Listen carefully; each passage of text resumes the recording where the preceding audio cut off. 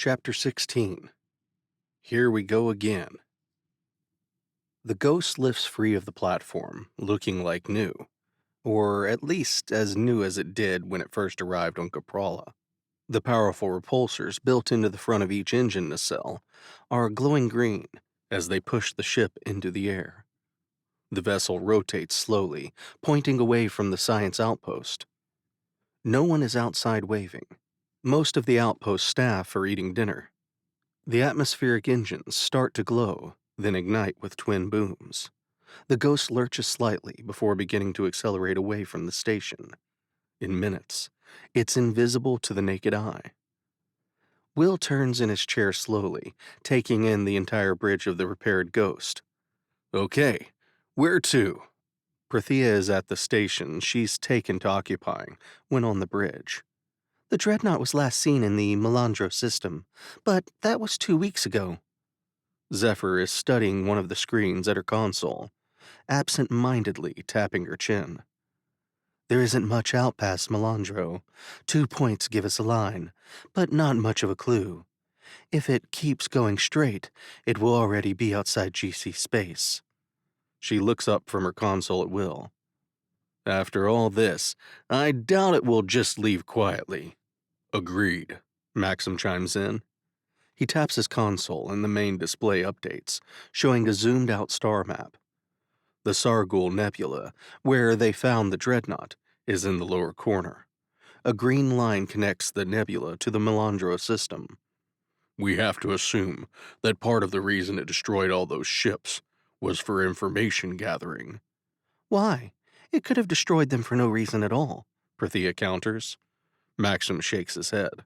True, size and firepower-wise, those ships had no chance. However, from the reports that have trickled back, the ships weren't destroyed entirely.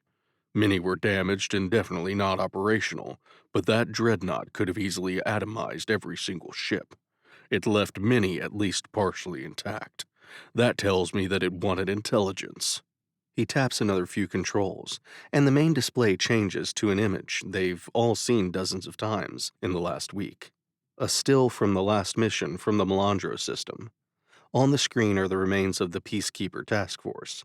Ships are broken in half, others nothing more than mangled wrecks. Maxim points. We saw those drones.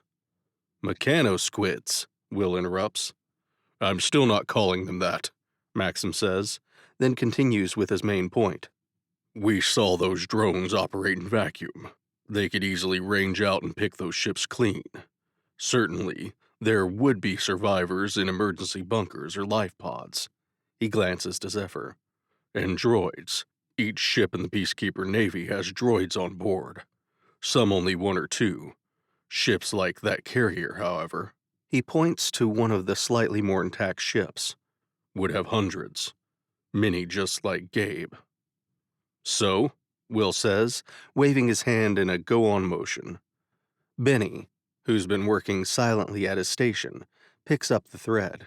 So, that ship is likely going to Tarsus, or Pelor. Will snaps his fingers, suddenly seeing it. Because on ships manned by peacekeepers, there wouldn't be much pointing to anywhere else. The crew would obviously all be one species, and the computers and droids would all know where the capital of the GC is. Okay, 2 choices. Both pretty horrible, Zephyr mumbles. Prathia raises a hand. My vote is Tarsus. Pelor may be where peacekeepers come from, but it's not where they're centralized. Whether peaceful or not, that ship is likely intent on making its presence felt at the seat of power in the GC. Militarily and civilly, that's Tarsus. Will turns back to face his console. Tarsus it is. The ghost turns slightly, then jumps into FTL. History lesson. Tell me about the amalgamation, Gabe says. His body has been completely disassembled by now, parts of him reused in drones, and other pieces of equipment throughout the ship. Since the Peacekeeper fleet attacked, Gabe has felt the presence of hundreds of droids, all of different makes and with different purposes.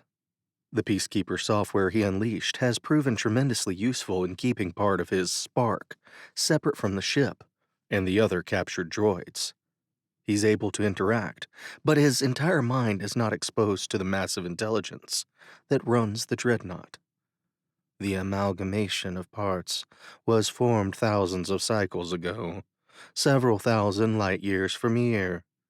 The haughty intelligence that controls the dreadnought begins. A civilization, long gone, created a central intelligence to govern their society, believing that the all-encompassing logic of a machine was preferable to the oscillations of politics and personalities. Gabe can sense the other droids' intelligences, nebulous but similar, all weaker than that of Siege Perilous. "What is the purpose of this vessel?" asks one. "Why have you taken us?" asks another. "What will become of us?" "Where is our bodies?" asks others. Hundreds of questions bubble up from the chorus.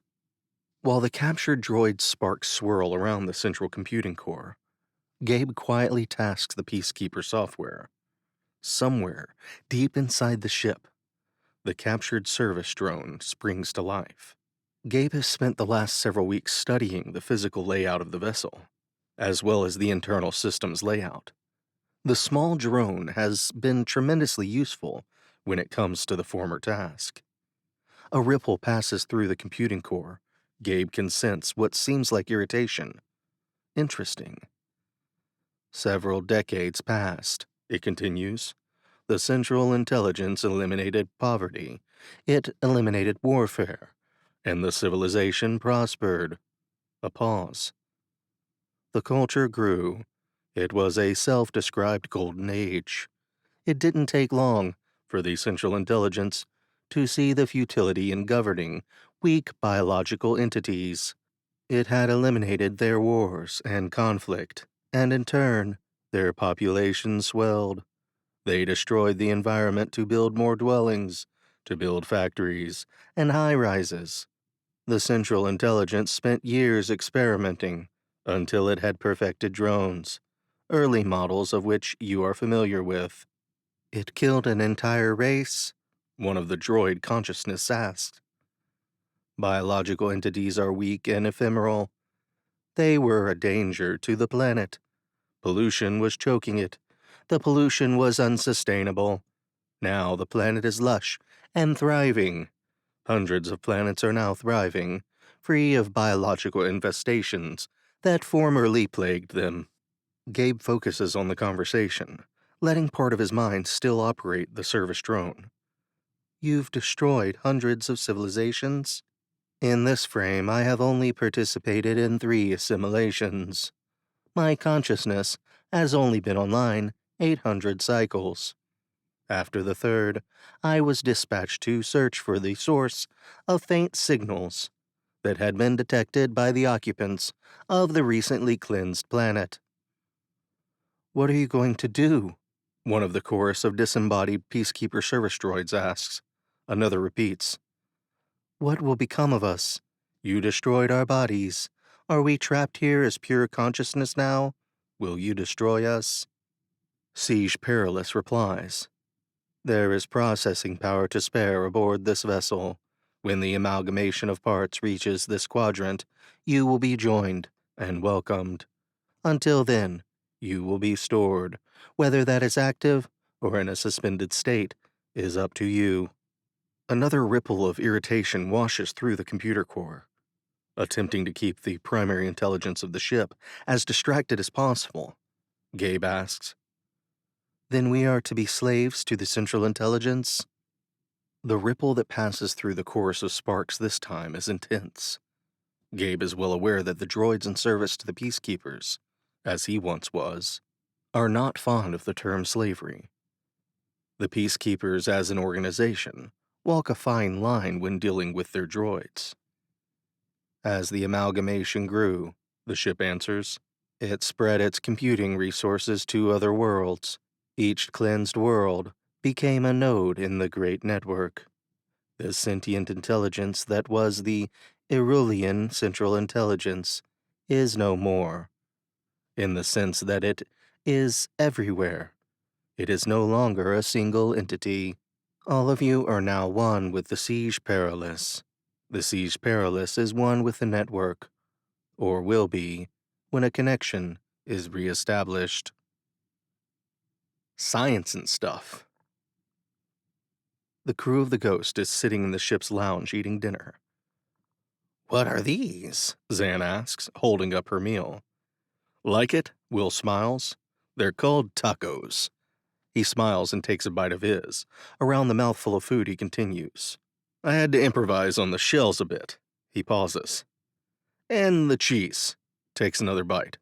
"And the meat." Maxim takes a bite of his own taco and nods to Will. "I really wish I could visit your world, Will. Pizza, and now these?" He grabs a taco from the tray in the middle of the table, holding it up as if to toast with it. "They're amazing." Benny leans forward. "Don't forget the corn pop. That stuff is good." Will smiles. "Popcorn. And wait until you try Cheetos." He squints at Benny. "You haven't been rummaging in my quarters again, right? I don't have many bags of those left." "Are they squiggly shaped?" the Braylac asked, holding two fingers a little apart. "Why, you little," Will growls, reaching across the table. Zephyr slaps his hand. "Guests," she reminds him. She looks over to Prithia and Zan, each sitting on either side of Benny, looking at him. "You stole his snack foods?" Zan asks. Benny shrugs. "Stole is such a strong word. We're like family. It's more like borrowing." He pats her hand reassuringly. Will grimaces. "I do not want them back." He snatches a taco off the plate, angrily. "Dude, you know I can't get more, right?" Prithia looks at Will, then Benny, then Zephyr, who shrugs. "Anyway," she begins, trying to change the topic. "What now?" "We can't fight that thing," Zephyr says. "No, we can't," Will agrees. "But we can try to slow it down. Maybe even stop it. Maybe." "You think Gabe is alive?" Maxim says, as he takes a last bite of his taco. "I think he's a fighter," Will replies without offering more. He looks at Benny and Zan. "Think you two can figure out a way to pinpoint Gabe on that ship, if we get close enough?" Zan nods. "I think so. I assume you have his power signature on file somewhere." She looks at Benny. "We should be able to locate him aboard that ship by adjusting the sensors." The hacker nods.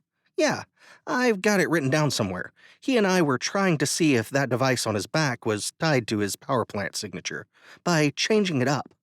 He looks around, adding, "It wasn't." "And if Gabe isn't alive?" Zephyr asks. The table falls silent. Everyone's eyes drop to their plates. Finally, it's Benny who breaks the silence. "Then we help whoever ends up fighting that grow-lacking ship, and destroy every one of those mechano-squid things on it." Will looks over at Maxim. "See, Benny said it." He holds his fist out to the small hacker. A little green fist bumps his. Maxim glowers at his captain, but says nothing. Will snaps his fingers. "Speaking of mechano-squid," and he looks sideways at Maxim before continuing. "I wonder if there's a way to hack them, or I don't know, interfere with them. There must be some type of control signal that the ship uses to manage those bastards." Zan nods. "I'll go over the ship's logs and see if anything was detected." "I can help with that." Benny winks and she blushes. "What the hell is happening here?" Will wonders. Awesome. All right, starting tomorrow, you three." He waves to encompass Prithia, Benny, and Zan. "Do your thing. Let's see if we can't approach this thing a little more prepared than we were the first time." He snatches the last taco off the platter. "You guys would really love the real thing." The past. Zarix turns over the item he's been inspecting, looking at it from all angles, holding it up to the limited light of the bar. "Okay, this is interesting. You say it can fix anything?" Will nods, putting his glass of grum down. "Yup, sticks to anything. can withstand vacuum. It's saved countless lives and ships over its 100-odd years of existence. And it's called duct tape. I'm not familiar with that word. Duck. What is it? The crime boss sets the roll of tape aside, next to a small label printer and a lava lamp. It's pronounced duct, like air duct, Will says, before taking another sip of grum. His return from Earth had been uneventful, much to his relief, with not a single peacekeeper patrol in the system. Lucky for sure, he thinks. I'll take it. All of it, Zarek says. He glances at the lava lamp. Not sure all of it will be worth the trouble, but you never know. Good work, He nods. So tell me, was your return to Mirth as enjoyable as you'd hoped? Dude, I've told you. It's Earth. Earth, with an E. And yes, it was. I stocked up on things that will make being the only human in the galaxy, not on Earth, more tolerable. Will smiles, thinking about the pile of bacon waiting in the freezer unit, and the entire run of Psych on his cobbled-together media server. Thanks for the upgrades and all the help to get me there. Zarek waves a hand dismissively. Yes, well, you're welcome, of course. These trinkets, you said the hold was full of them? We'll help with those costs. He smiles coldly. Oh, and the job I have lined up will cover the remaining balance, as it were. Will doesn't say anything, but stares right into the gangster's reptilian eyes. Oh, don't worry. With your new skills and the upgrades to the Ghost, it will be a stroll in the Gozar fields. His smile makes Will doubt that somehow.